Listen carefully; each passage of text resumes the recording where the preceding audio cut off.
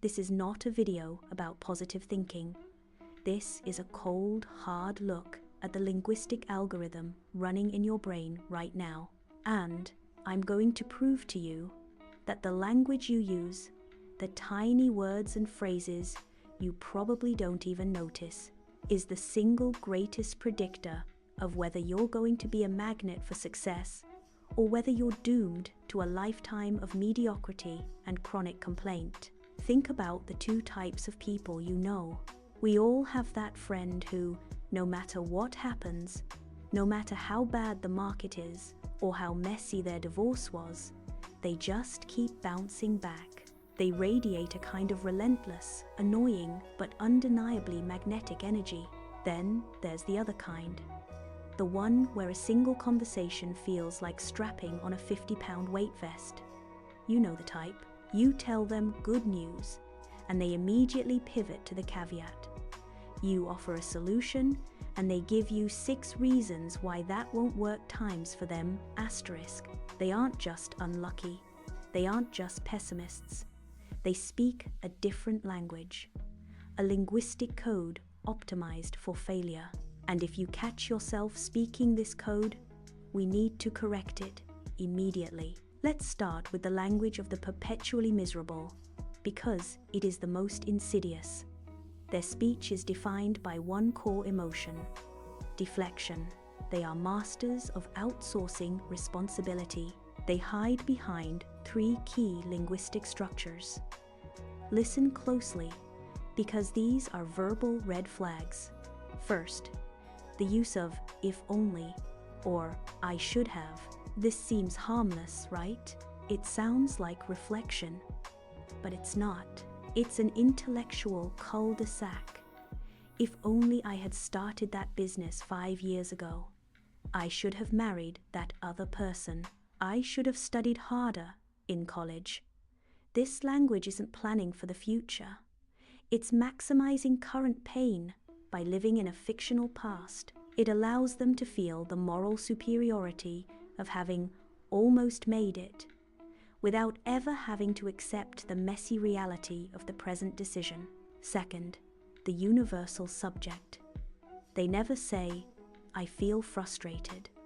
They say, this situation is frustrating. They never say, I made a mistake. They say, the economy is bad, or my boss is impossible, or my partner drives me crazy. Notice how the source of the feeling is always external, always a noun, a thing that acts upon them, the passive victim. When you speak like this, you have literally 0 power. You have surrendered your life to environmental forces, and you will be deeply unhappy because your brain believes that change can only happen if the entire world changes first. And spoiler alert, the world is not going to change for you. Third, and perhaps the worst habit, the immediate discount. You see this most clearly when a happy, successful person tries to help the miserable person. Hey, I found this great course on investing. Response: yeah, but I don't have the time. I started exercising, it really helped my anxiety. Response: oh, that's great for you, but my metabolism is different. Every piece of positive input is instantly filtered through a wall of excuses. They protect their current, comfortable state of misery. They believe that if they admit a solution exists, they would then be obligated to try it. And effort is scary. So, they discount the input, they reject the advice, and they preserve their victim identity. They become liabilities to everyone around them. Now, I know what some of you are thinking right now, especially those of you who have struggled. You think the happy person is just inherently lucky, that they've never faced real adversity, or that they were born with a serotonin advantage. But this is a convenient lie, and it is the biggest linguistic trap of all.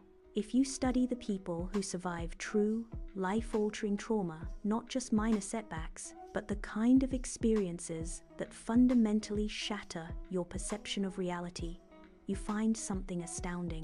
The difference between those who recover and those who remain broken isn't the severity of the trauma. It's the linguistic interpretation they apply to it.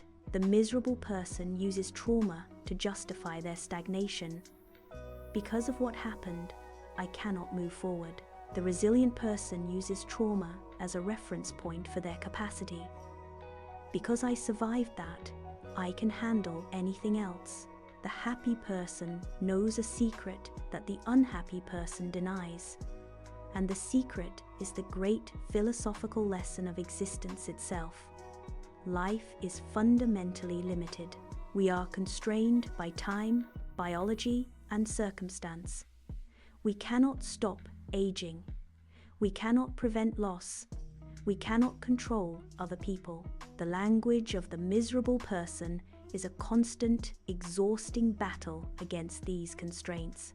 They complain that their boss should be nicer, or that their body times should times cooperate, or that the traffic should flow better. They live in a state of righteous anger that the universe is not delivering the tailor-made experience they feel entitled to. The happy person uses language that reflects acceptance. They don't just tolerate constraints, they acknowledge them as the fixed starting line. They recognize that the only true power we possess lies in the few square inches between stimulus and response. Their language shifts from, "Why did this happen to me?" to, "Now that this has happened, what can I build?" And that brings us to the linguistic code of the conqueror. The happy person's language is built on the pillar of agency and gratitude. They possess the ability to shift their internal vocabulary even when external conditions are horrible. Their first critical shift is replacing obligation with opportunity. This is a subtle but earth-shattering difference. The miserable person says, "I have to go to work today," or "I have to pick up the kids," or "I have to file these taxes." It sounds like burden. It sounds like servitude. The happy person says, "I get to go to work today," or "I get to pick up the kids," or "I get to file these taxes." When you replace "have to" with "get to," you are not lying to yourself. You are choosing to acknowledge the privilege inherent in the duty. If you get to go to work, it means you have health, employment, and opportunity. If you get to pick up your kids, it means you have family, connection, and purpose. The word "get" is an immediate injection of gratitude and ownership. It's a quiet declaration of, "I chose this life, and I am grateful for the choices I've made." Their second critical shift, focusing on the process, not the outcome. The language of failure is obsessed with the result. "I failed the test. The deal fell through." The language of happiness is focused on the input and the effort. It recognizes that sometimes the process is the win. They don't say, "That was a disaster." They say, "That didn't work, but I learned exactly what not to do next time." They acknowledge the effort of the moment. They are not chasing some distant, perfect state. They are actively appreciating the resources and effort they are expending right now. They use phrases like, "I appreciate the dedication you showed," or "I am grateful for the chance to try again." This linguistic habit creates momentum. It makes setbacks fuel, not roadblocks. It builds a psychological foundation that is inherently anti-fragile. But there is one linguistic secret, one core filtering mechanism that separates the two types of people more than any other. It's the psychological cornerstone of every healthy relationship and every successful endeavor. If you could boil down every single word ever spoken by a human being into its purest intent, you would only have two options. Everything you say Everything your spouse says, everything your boss says, everything a stranger says is either a please or a thank you. That's it. Let me explain the radical implications of this.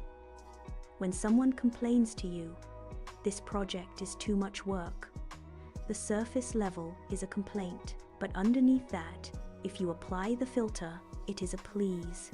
It's a request, a plea for help, for recognition, for support, or for a change in boundaries. They are saying, "Please acknowledge my burden," or "Please help me distribute this load." When someone lashes out in anger, "Why are you so late all the time?" It sounds like an attack, but underneath that aggression is a painful please. "Please, I need reliability. Please, I need to know you value my time." The miserable person treats every statement as pure fact or pure attack. They hear the noise, not the need. They immediately go on the defensive, or they react with their own counter-complaint. But the happy, successful person, the master communicator, hears the underlying request. They filter the noise and respond to the need. They can bypass the anger and address the vulnerability, which immediately disarms the conflict. And, conversely, when you are tempted to complain or blame, realize you are just masking a request. Instead of saying, "You never clean the kitchen," which is an accusation, you must translate it into a "Please. Please, could you help me keep the kitchen clean this week? I'm feeling overwhelmed." This technique shifts your internal state from victimhood to ownership. It forces you to identify what you actually want, which is always a request for change or recognition, rather than just listing what you hate. Now, what about the thank you? Every genuine acknowledgement, every piece of praise, every expression of satisfaction is a thank you. "This meal is great. Thank you for the effort. I enjoyed our conversation. Thank you for the connection. I finished the project ahead of time. Thank you to myself for the discipline." When you apply the please, thank you filter, the entire landscape of human interaction simplifies. It forces you to be either appreciative of what you have or specific about what you need. It eliminates the linguistic fog of chronic complaining and deflection. The miserable person lives in a world where everyone and everything is constantly wounding them. They constantly use language that preserves the idea of the person who hurt me. But when you truly grasp the please, thank you framework, you realize that there are no people who hurt you, only people who have unmet needs, a hidden please, or people who are giving you the gift of their time and effort. Thank you. Every time someone's words cause you offense, it is because you are choosing to interpret their request or their statement of fact as a personal attack on your identity. You are the architect of your own offense. Starting right now, I want you to perform a linguistic experiment. For the next 48 hours, every single complaint, criticism, or piece of negative language that comes out of your mouth must be paused and translated. Ask yourself, what is the underlying please? What is the specific request I am making of the world or of this person? And every time you hear someone else complain, skip the noise and listen for their hidden pleas. Respond to that core need and watch how quickly the negativity dissolves. The truly successful and happy people aren't just better at solving problems. They are fundamentally better at defining them, and they define them using a language that accepts responsibility and focuses on constructive action. Choose your language carefully, because the words you use aren't just describing your life, they are actively creating it.